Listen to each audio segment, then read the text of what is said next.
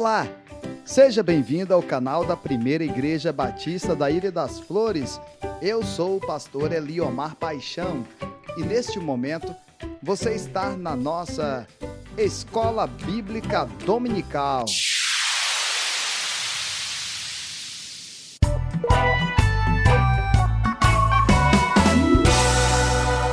E na nossa Escola Bíblica Dominical de hoje nós vamos dar continuidade aos nossos estudos da revista Apocalipse, Eis que Venho Sem Demora, da editora Cristã Evangélica.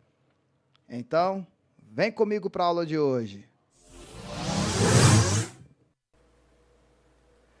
E hoje estaremos dando continuidade com a 18ª parte desses nossos estudos, com o tema do dia, a segunda vinda de Cristo, baseado no capítulo 19 e 20 do livro de Apocalipse. Então, vamos para a aula de hoje. Pensando em uma introdução, o que poderia dizer? Se existe um assunto que possui ângulos de visão diferentes, esse assunto é a escatologia, especialmente os temas abordados no livro de Apocalipse. Um evento que também é alvo de grandes discussões é a questão do milênio, tratado aqui no livro de Apocalipse, no capítulo 20. O objetivo desta lição não é de forma nenhuma fechar qualquer questão, até porque nós temos em nosso meio cristãos sinceros que amam de todo o coração o Senhor e a sua palavra, mas que possuem posicionamentos teológicos completamente diferentes um do outro, que basicamente se encontram numa das três principais correntes sobre o milênio, que são o amilenismo, o pré-milenismo e o pós-milenismo. Essas abordagens serão explicadas dentro dessa lição aqui no decorrer dos nossos estudos. Então, no primeiro momento, nós vamos apenas observar o que o apóstolo João viu. Então, nós teremos a oportunidade de ver agora a visão da segunda vinda de Cristo que o João teve a oportunidade de ter. E ali ele narrou para nós, e a gente vai agora tentar visualizar um pouco do que ele descreveu, baseado nessa ilustração aqui, narrada pelo nosso querido Cid Moreira. Vem comigo. Apocalipse, capítulo 19. Depois disso, ouvi no céu uma voz forte, como se fosse a de uma grande multidão, que dizia: Aleluia! A salvação, a glória e o poder pertencem ao nosso Deus! Os seus julgamentos são verdadeiros e justos. Ele condenou a famosa prostituta que corrompia a terra com a sua imoralidade. Deus a castigou, porque ela havia matado os servos dele. E a multidão disse outra vez: Aleluia! A fumaça do incêndio da grande cidade sobe para todo sempre. E então os 24 líderes e os 4 seres vivos caíram de joelhos e adoraram a Deus que estava sentado no trono e disseram: Amém. Amém. Aleluia. Aleluia. Então veio do trono o som de uma voz que dizia: Louvem o nosso Deus, todos os seus servos, todos os que o temem, tanto as pessoas importantes como as humildes.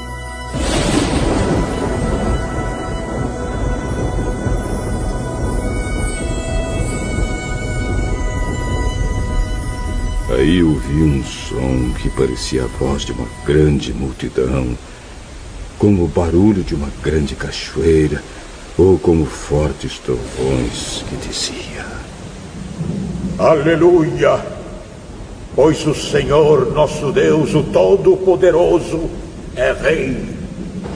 Fiquemos alegres e felizes. Louvemos a sua glória. Porque chegou a hora da festa de casamento do Cordeiro. E a noiva já se preparou para recebê-lo. A ela foi dado linho finíssimo, linho brilhante e puro para se vestir. O linho são as boas ações do povo de Deus. Então o anjo me disse: escreva isto: felizes os que foram convidados para a festa de casamento do Cordeiro. E o anjo disse ainda: são essas as verdadeiras palavras de Deus. Aí eu me ajoelhei aos pés do anjo para adorá-lo, mas ele me disse: não faça isso, pois eu sou servo de Deus, assim como são você e os seus irmãos, que continuam fiéis à verdade revelada por Jesus. Adore a Deus, pois a verdade revelada por Jesus é a mensagem que o Espírito entrega aos profetas. Em seguida vi o céu aberto e apareceu um cavalo branco. O seu cavaleiro se chama Fiel e Verdadeiro. Ele julga e combate com justiça. Os seus olhos eram como chamas de fogo. E ele tinha muitas coroas na cabeça. Havia escrito nele um nome que ninguém conhece, a não ser ele mesmo. A sua capa estava encharcada de sangue. Ele se chama a Palavra de Deus. Os exércitos no céu o seguiam, montados em cavalos brancos e vestidos de linho branco e puro. Da sua boca saía uma espada afiada, com a qual ele vencerá as nações. Ele as governará com uma barra de ferro e pisará as uvas no tanque do furor da ira do Deus Todo-Poderoso. Na capa e na perna dele estava escrito este nome: Rei dos Reis e Senhor dos Senhores.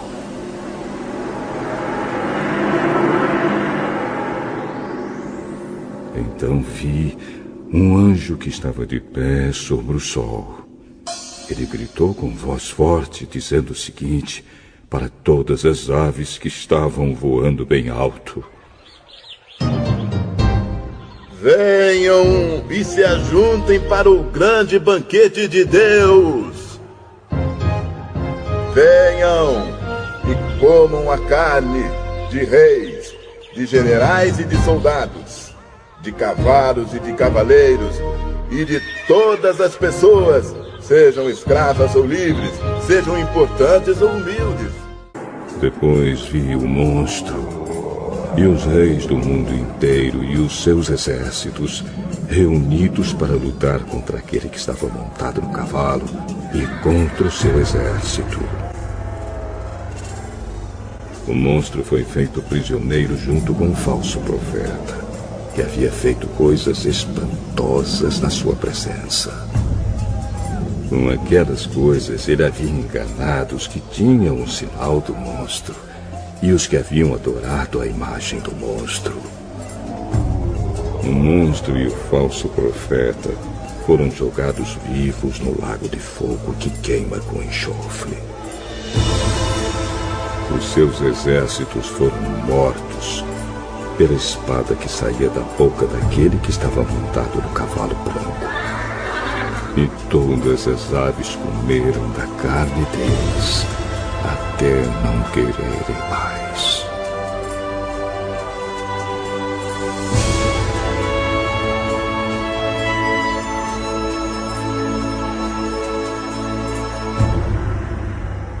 Apocalipse, capítulo 20. Então vi, descendo do céu, um anjo que tinha nas mãos a chave do abismo e uma corrente pesada. Ele agarrou o dragão, aquela velha cobra que é o diabo ou Satanás, e o amarrou por 1000 anos. Então o anjo jogou o diabo no abismo e trancou e selou a porta, para que ele não enganasse mais as nações até terminarem os 1000 anos.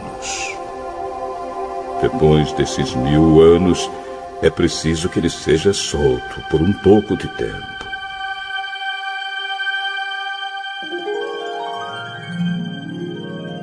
Em seguida vi alguns tronos, e os que estavam sentados neles receberam o poder de julgar.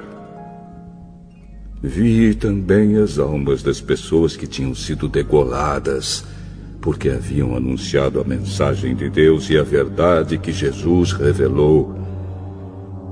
Elas não tinham adorado o monstro nem a sua imagem, nem tinham recebido o seu sinal na testa ou na mão. Essas pessoas tornaram a viver e reinaram com Cristo durante os 1000 anos.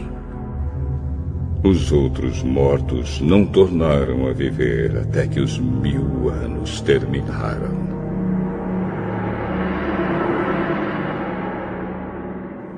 Esta é a primeira ressurreição.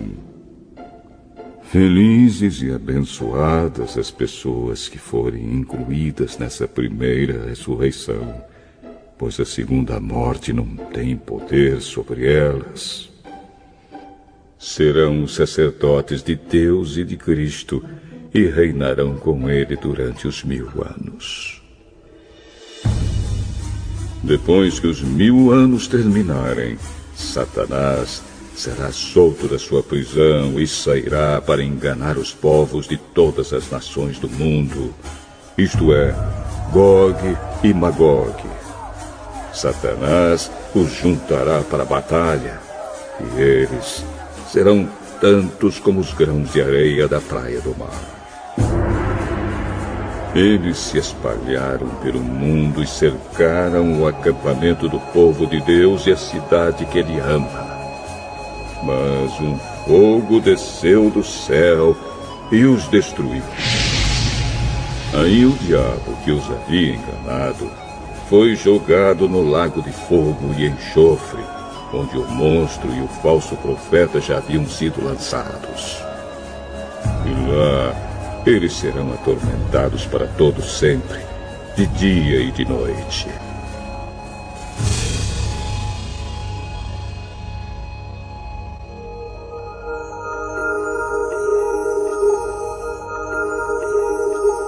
Então vi um grande trono branco e aquele que está sentado nele. A terra e o céu fugiram da sua presença e não foram vistos mais. Vi também os mortos, tanto os importantes como os humildes, que estavam de pé diante do trono. Foram abertos livros, e também foi aberto outro livro, o livro da vida. Os mortos foram julgados de acordo com o que cada um havia feito, conforme estava escrito nos livros. Aí o mar entregou os mortos que estavam nele. A morte e o mundo dos mortos também entregaram os que eles tinham em seu poder. E todos foram julgados de acordo com o que cada um tinha feito.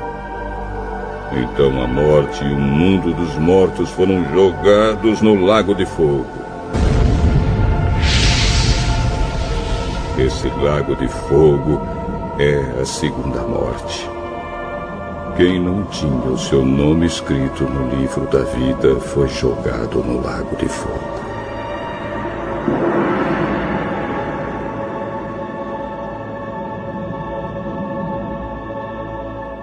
Bem, agora que a gente já viu, já teve uma visão e relembrou o conteúdo do capítulo, então a gente agora pode prosseguir um pouco mais. E o primeiro ponto é: o rei está voltando. Vamos falar um pouco então deste retorno de Jesus. O que é que está acontecendo aqui? João vê o céu aberto e um cavaleiro que desce num cavalo branco. Pela descrição, fica claro que esse cavaleiro é o Senhor Jesus Cristo, pois o apóstolo o chama pelo mesmo nome, aliás, que ele já utilizou ao falar a respeito do Senhor Jesus lá no evangelho dele, no evangelho segundo escreveu nosso irmão João, lá no capítulo 1, no versículo 1, no versículo 10, no versículo 14, e também na sua primeira epístola, 1 João, no versículo 1 também do primeiro capítulo, ele já começa descrevendo Jesus como o Verbo. Aqui, Apocalipse, ele faz a mesma coisa. Jesus aqui ele é apresentado como aquele que virá, não mais como o servo sofredor de Isaías 53, mas agora como o Rei dos Reis e o Senhor dos Senhores, como João descreve no versículo 16 aqui do capítulo 19, como vimos e assistimos agora há pouco aqui na ilustração.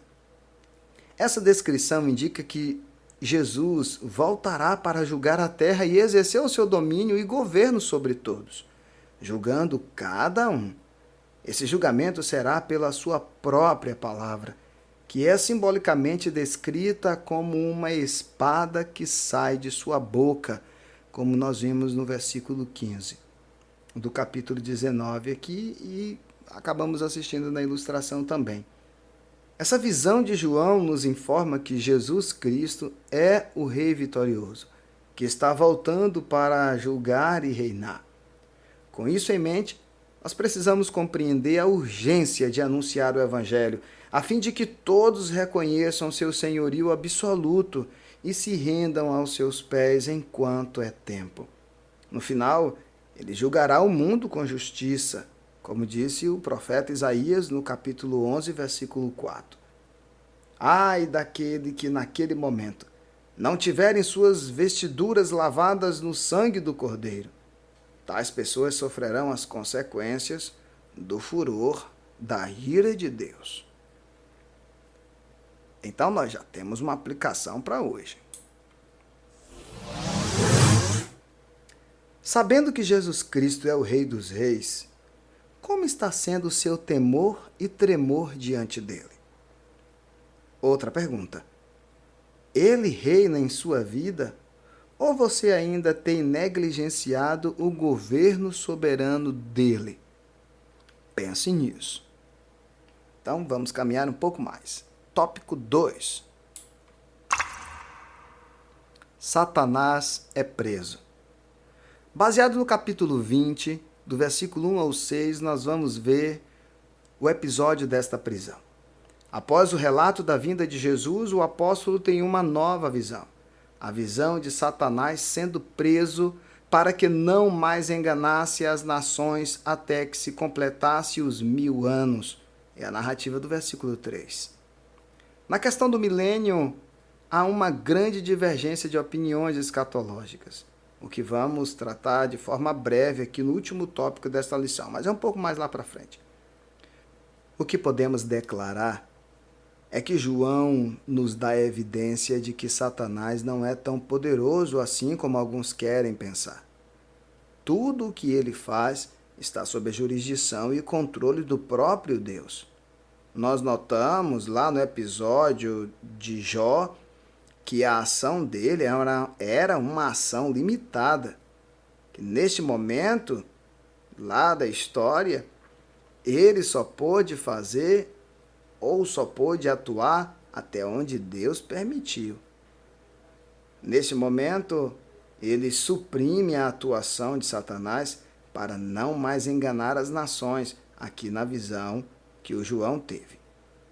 O que aprendemos é que João está recebendo do próprio Senhor Jesus a visão de que os homens podem até nos afligir, como ele, João, estava sendo afligido naquele momento na ilha de Patmos. E até mesmo as hostes satânicas podem intentar o mal contra nós. Contudo, já estamos do lado vitorioso. No final de tudo, o nosso Senhor prevalecerá sobre o mal e nós seremos seus eternos súditos. Aleluia! E aqui já temos uma aplicação para hoje também. Qual tem sido a sua visão sobre a questão do mal? O mal existe, isso é verdade, mas já está sendo derrotado pelo poder do nosso Deus. Já contemplamos o final da história e sabemos de verdade quem é o vencedor. O Senhor dos Exércitos, aquele que entra na batalha para vencer. Glória a Deus. Vamos caminhar um pouco mais? Terceiro tópico. Satanás é solto e derrotado. Vemos aqui um último suspiro do mal. Após completarem-se os 1000 anos, Satanás será solto e, no último intento contra Deus, arregimentará do meio das nações pessoas para pelejarem nesta última batalha. Mais uma vez, o Senhor julgará o mal e definitivamente destruirá todos os seus inimigos, lançando o diabo, como diz no versículo 10, para dentro do lago de fogo e enxofre, onde já se encontram não só a besta, como também o falso profeta. Essa situação nos revela a tal impossibilidade de o diabo ter uma chance de arrependimento, como alguns acreditam que terão. Você acredita que tem pessoas que ainda acreditam na possibilidade de Satanás se arrepender e ser salvo? O caráter do diabo é totalmente maligno e, mesmo tendo um bom tempo para pensar naquilo que fez, ele não hesitará em promover novamente o mal quando for liberto. Por isso que ele será derrotado para sempre. Tópico 4. Todos serão julgados. Apocalipse 20, do versículo 11 ao 15. Mas não é somente Satanás que será julgado. Todas as pessoas da terra também experimentarão o julgamento de Deus. O interessante aqui é que haverá ressurreição de todos para o julgamento do grande trono branco. Deus buscará todos os corpos, onde estiverem, para comparecerem diante daquele que é poderoso para julgar os vivos e os mortos, como disse Paulo em 2 Timóteo 4, versículo 1. A Bíblia menciona que todos serão julgados de acordo com as suas obras. É claro que nós não somos salvos pelas obras, e sim pela graça de Deus.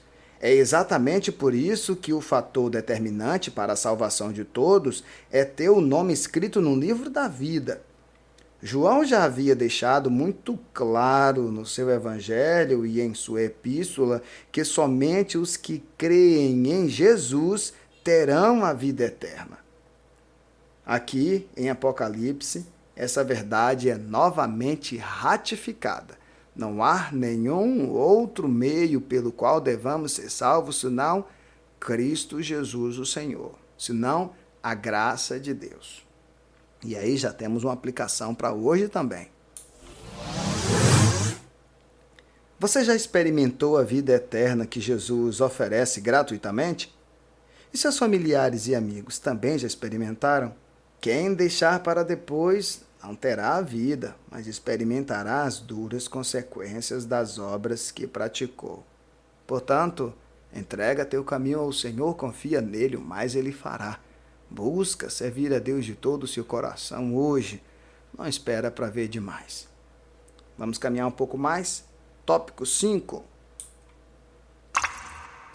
O milênio e suas principais escolas de interpretação. Vamos lá. Até aqui nós vimos aquilo que está escrito nas linhas do Apocalipse.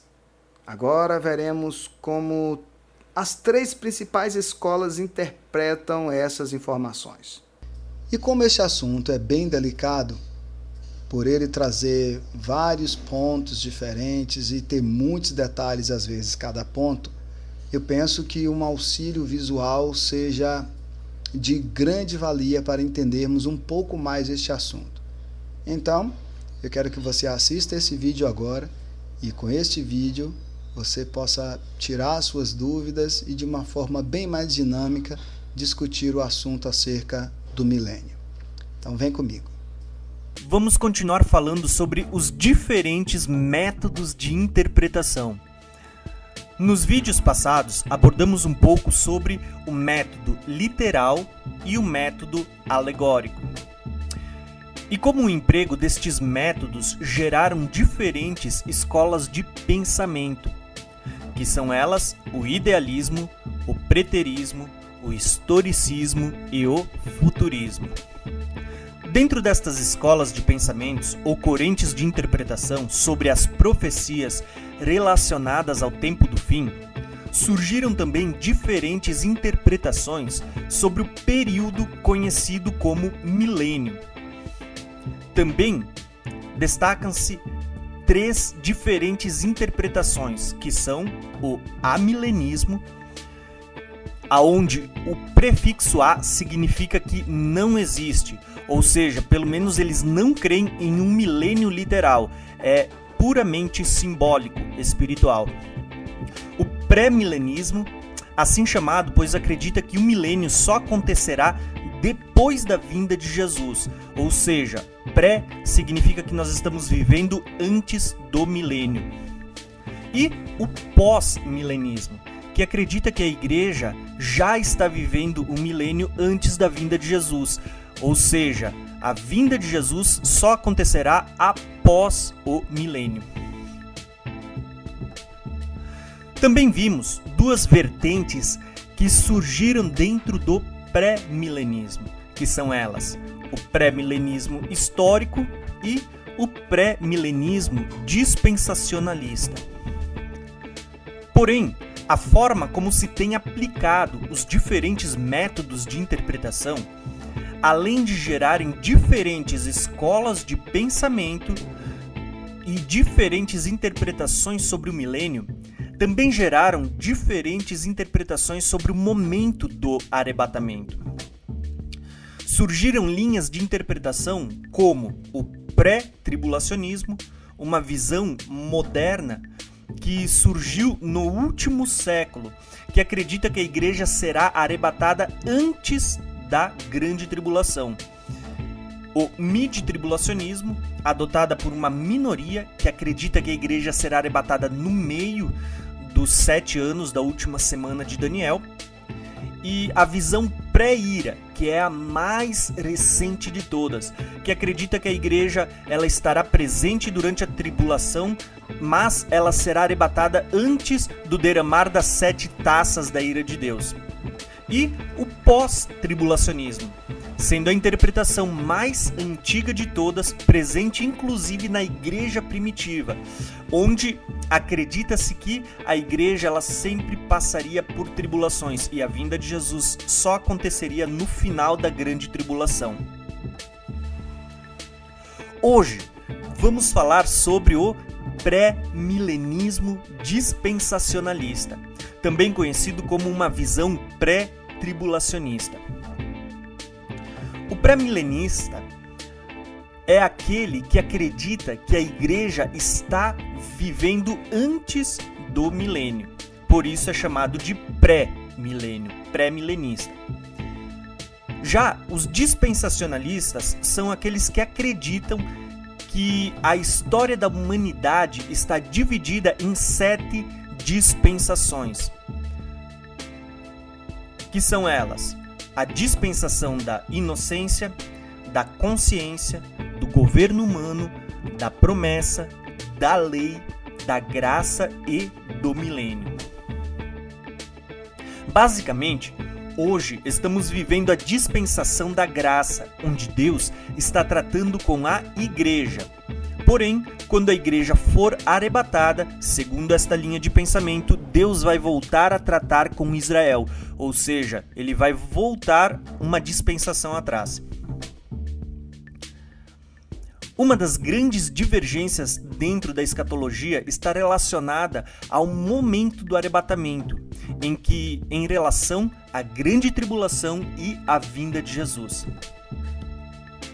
Os pré-milenistas são aqueles cuja crença de uma vinda de Jesus estar dividida em 2 eventos distintos. Nesta crença, o arpazo, ou seja, o arrebatamento, acontecerá 7 anos antes da parousia, ou seja, da vinda de Jesus, uma vinda visível sobre as nuvens, onde a ressurreição dos mortos e o arrebatamento da igreja para se encontrar com Jesus nas nuvens também acontecerá de forma secreta. Segundo esta linha, a vinda de Jesus para arrebatar a igreja é iminente, ou seja, poderia acontecer a qualquer momento desde que Jesus subiu ao céu até os dias em que vivemos.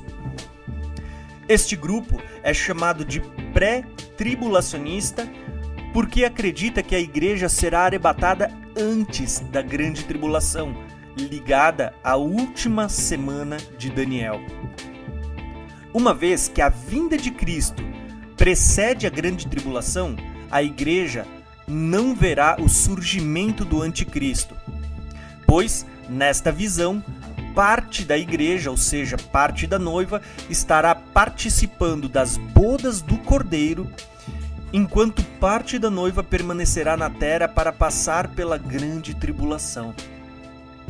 Só então, depois de 7 anos de tribulação na terra e das bodas do Cordeiro acontecendo no céu, é que acontecerá a segunda vinda de Jesus nas nuvens, de forma visível, onde todo o olho verá, e junto com ele, seus santos para trazer juízo e estabelecer o seu reino milenar. Um dos textos mais enfatizados pelos pré-tribulacionistas para sustentar sua interpretação se encontra na carta direcionada à igreja de Filadélfia, que diz o seguinte: visto que você guardou a minha palavra de exortação à perseverança, eu também guardarei da hora da provação, que está para vir sobre todo o mundo, para pôr à prova os que habitam na terra.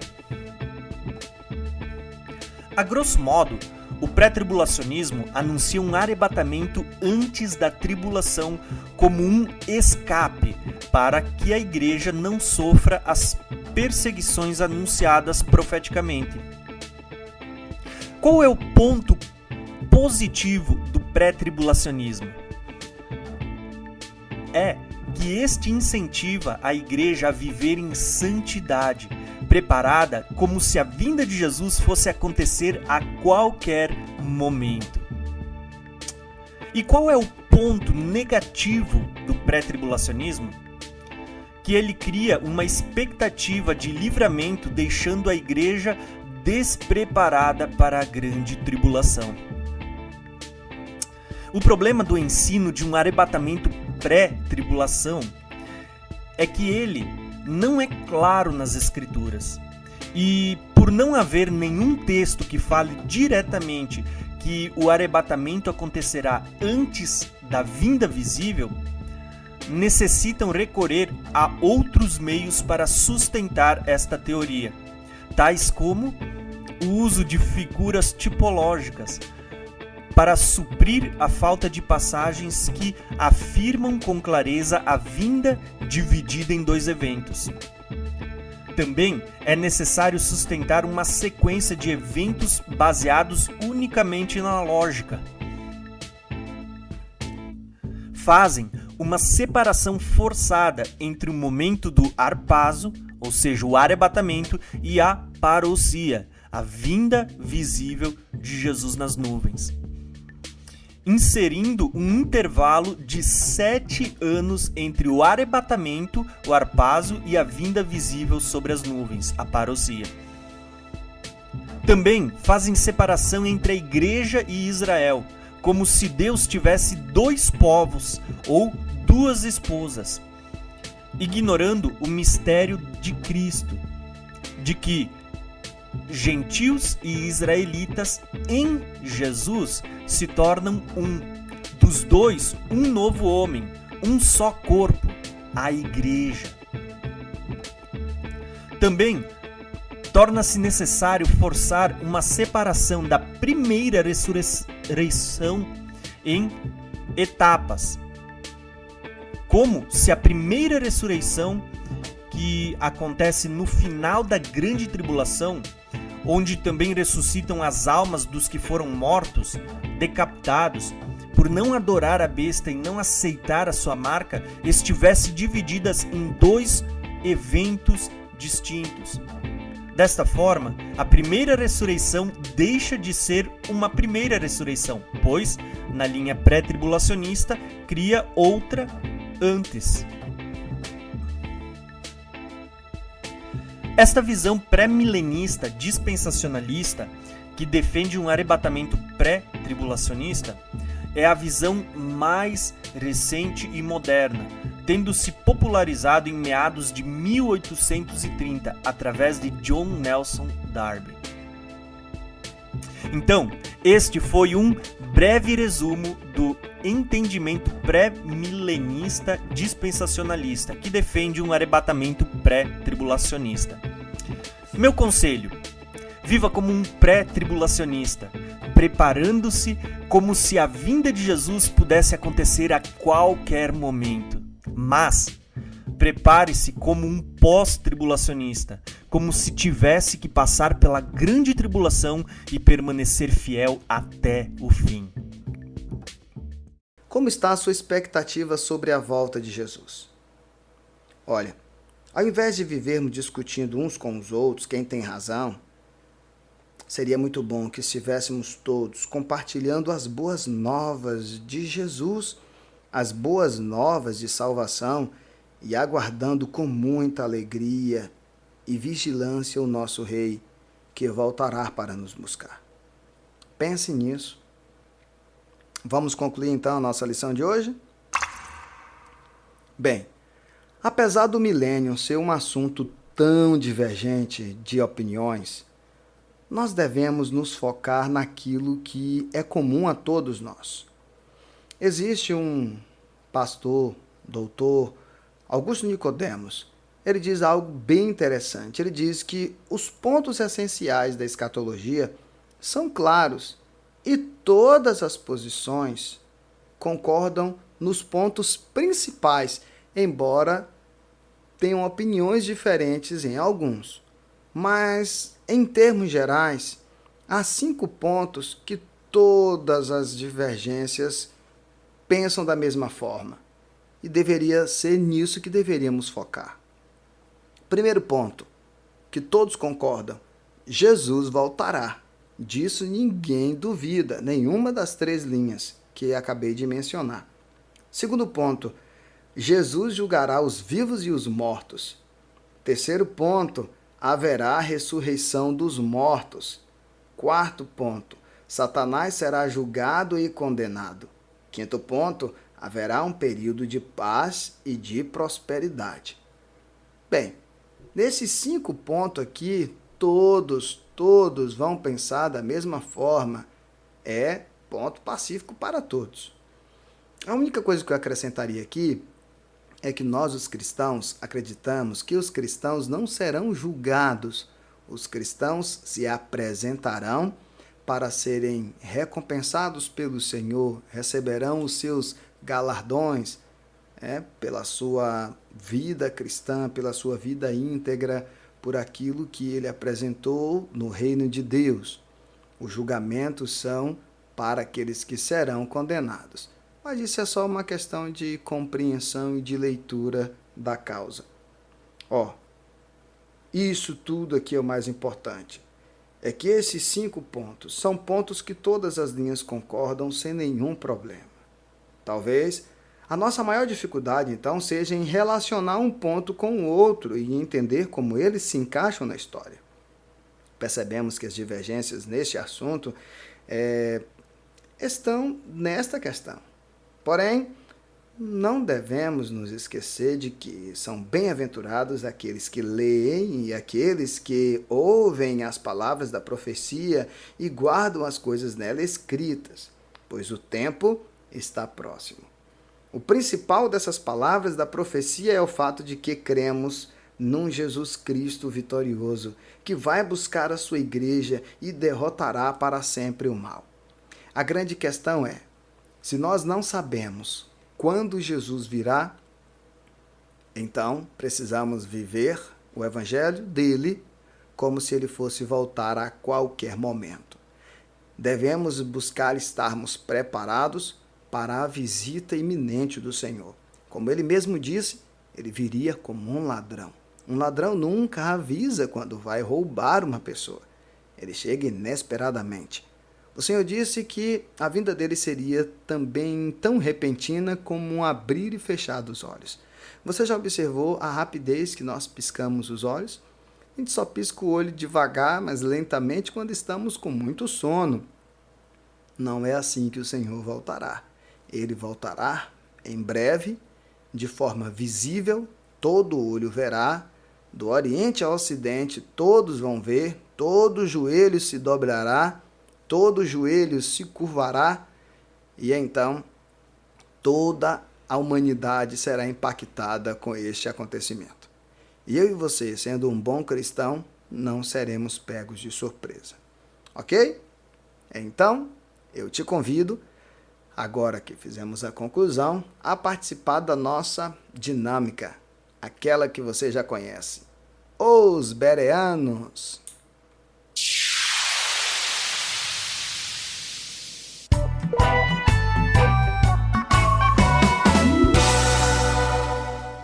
E aqui você já sabe. A proposta aqui é você fazer a sua autoavaliação. Tentar perceber se você realmente conseguiu compreender a aula. Se você leu o capítulo 19 e 20 de Apocalipse e prestou bem atenção agora no que discutimos, tranquilo, você vai acertar todas as questões. E aí, lembrando que é sempre bom fazer essa dinâmica com outra pessoa, porque aí quem errar mais, lava os pratos do almoço. Então, vem comigo para a primeira pergunta. João disse que ouviu ser dito: Aleluia! A salvação, a glória e o poder pertencem ao nosso Deus, pois verdadeiros e justos são os seus juízos. Ele condenou a grande prostituta que corrompia a terra com a sua prostituição. Ele cobrou dela o sangue dos seus servos. João disse que essa voz era semelhante a quê? A uma legião de anjos? A um trovão? A uma multidão? Ou a um vento impetuoso? Tempo!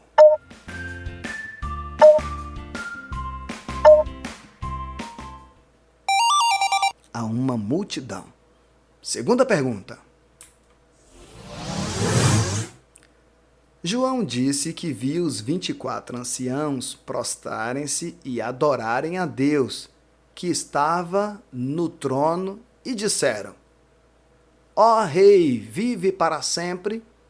Amém! Aleluia! Santo, santo, santo é o Senhor. Ou eles disseram: Tu és fiel, Senhor, para o teu povo. Tempo!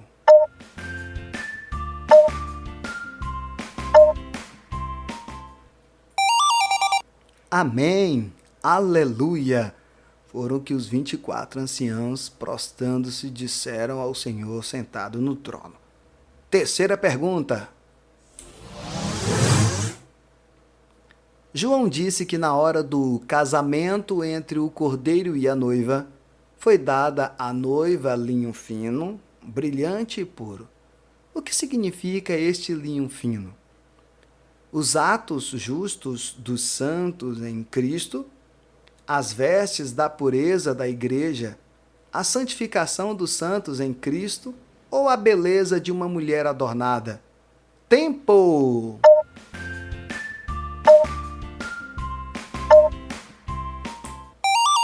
Os atos justos dos santos em Cristo. Quarta pergunta. Qual foi a atitude de João para com o anjo, na qual o anjo o repreendeu, dizendo a ele que não fizesse aquilo? Ele lutou com o anjo? Ele desafiou o anjo? Ele se ajoelhou para adorá-lo? Ou ele abraçou o anjo? Tempo!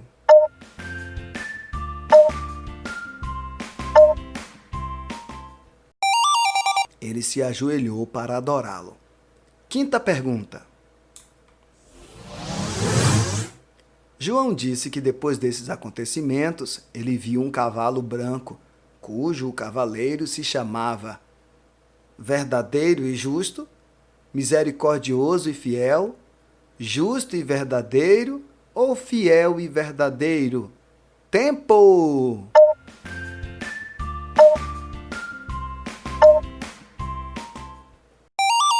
Fiel e verdadeiro. Sexta pergunta.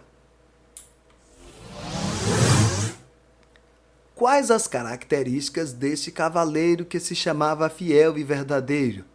Ele julga e guerreia com justiça. Ele julga e guerreia com piedade. Ele julga e guerreia com injustiça. Ou ele luta com a armadura de Davi? Tempo!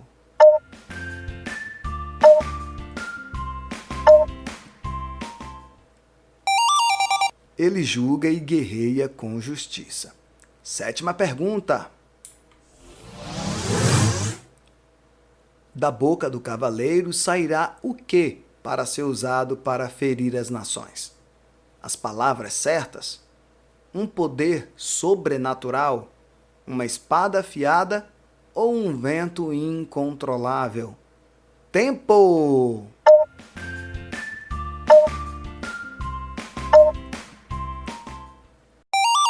Uma espada afiada. Oitava pergunta. O cavaleiro traz consigo a escrita Rei dos Reis e Senhor dos Senhores. Em que locais está gravada esta inscrição? Na sola dos seus pés e em suas alparcas? Em seu manto e sua coxa? No manto do cavalo branco? Ou no escudo que ele carrega? Tempo!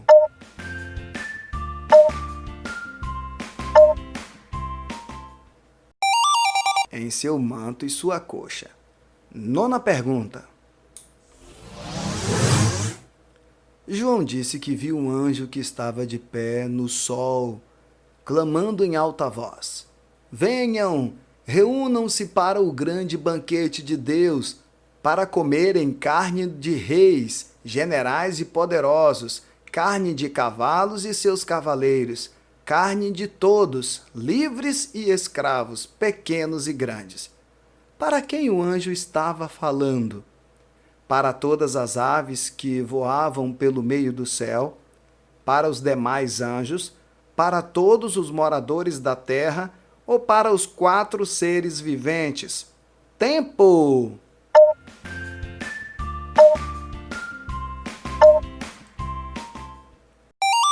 Para todas as aves que voavam pelo meio do céu. 10ª pergunta. Qual foi o resultado da grande batalha entre a besta e o falso profeta contra o cavaleiro do cavalo branco e seu exército? O cavaleiro e seu exército se renderam. O cavaleiro e seu exército foram presos e lançados no abismo. A besta e o falso profeta foram presos e lançados no lago de fogo com enxofre.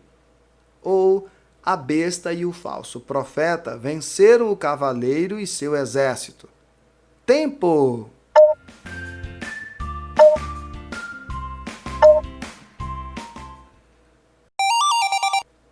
A besta e o falso profeta foram presos e lançados num lago de fogo com enxofre. 11ª pergunta. Quando inicia a narrativa acerca dos 1000 anos, João disse que viu um anjo descer dos céus. O que este anjo trazia na mão? Um candelabro de ouro, a chave do abismo e uma grande corrente. Uma taça de prata e um lenço de linho puro, ou uma espada de fogo e um escudo reluzente? Tempo!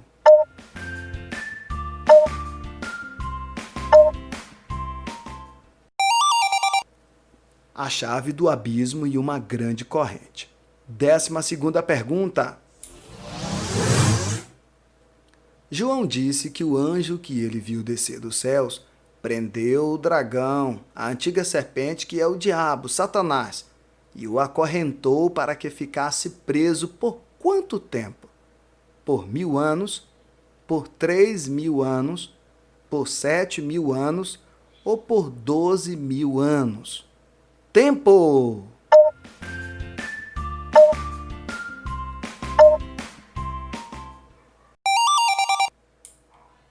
Por 1.000 anos.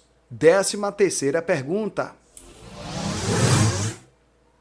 João disse que o anjo, além de acorrentar Satanás para que ficasse preso, ele o lançou no abismo, fechou e pôs um selo sobre ele, para assim impedi-lo de enganar as nações, até que terminassem os 1.000 anos. Depois disso, seria necessário que acontecesse o quê? Que ele engane ainda mais as nações, que ele seja absorvido por Deus, que ele seja ainda mais castigado, ou que ele seja solto por um pouco de tempo? Tempo!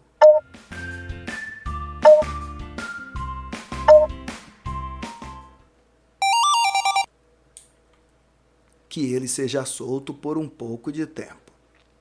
14ª pergunta. João disse que viu as almas dos que foram decapitados por causa do testemunho de Jesus e da palavra de Deus. Eles não tinham adorado a besta nem a sua imagem, e não tinham recebido a sua marca na testa nem nas mãos. Eles ressuscitaram e reinaram com Cristo durante quanto tempo? Durante 1.000 anos, 3.000 anos, 7.000 anos ou 12.000 anos? Tempo!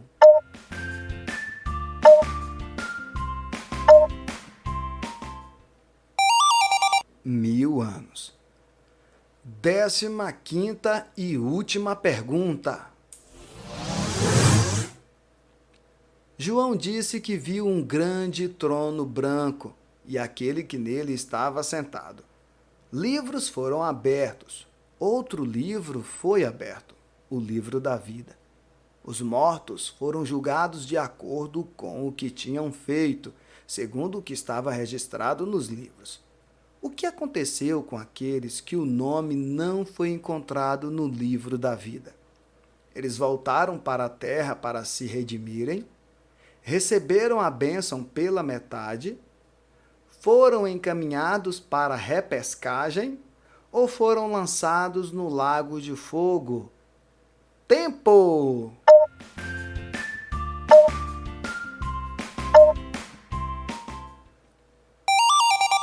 Foram lançados no lago de fogo.